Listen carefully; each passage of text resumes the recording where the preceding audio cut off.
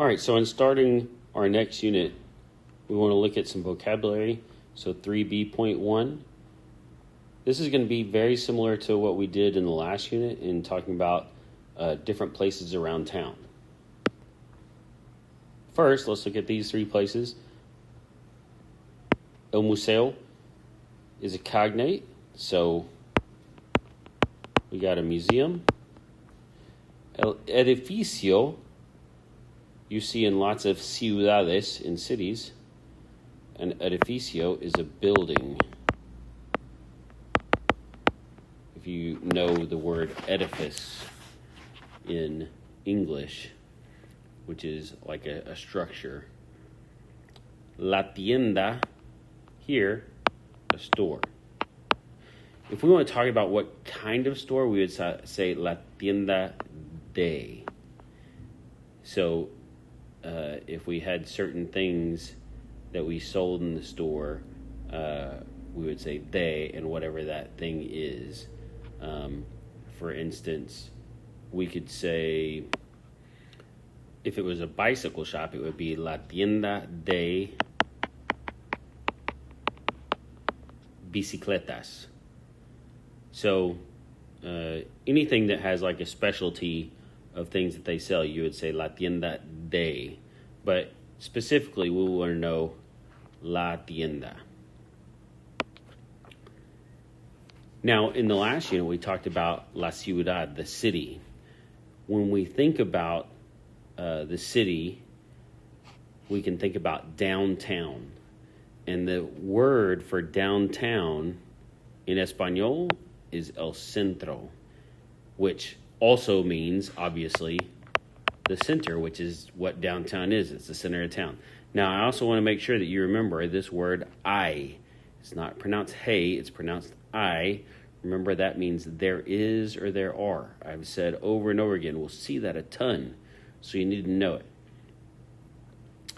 Next, we want to know this word mucho. So mucho is an adjective, and it could be mucho or muchos, or mucha or muchas.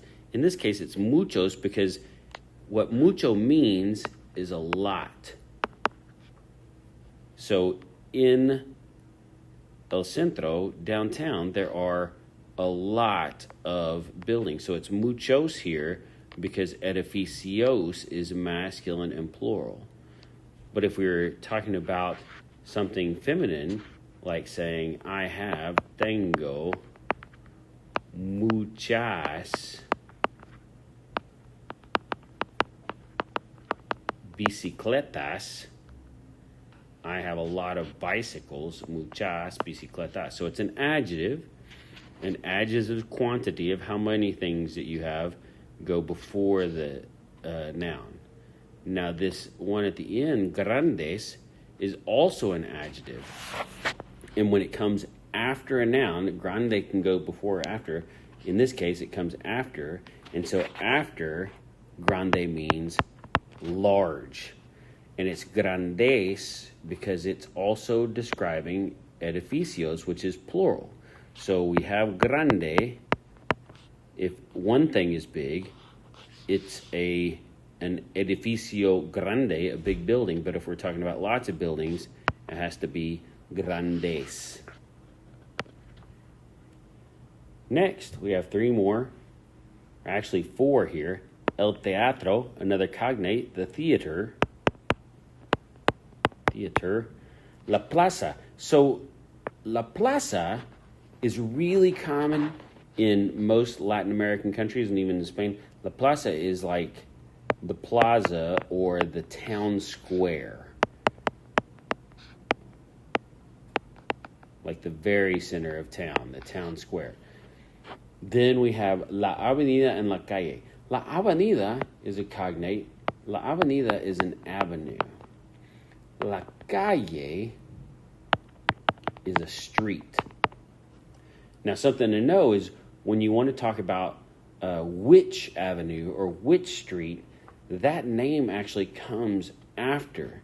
So if I want to say like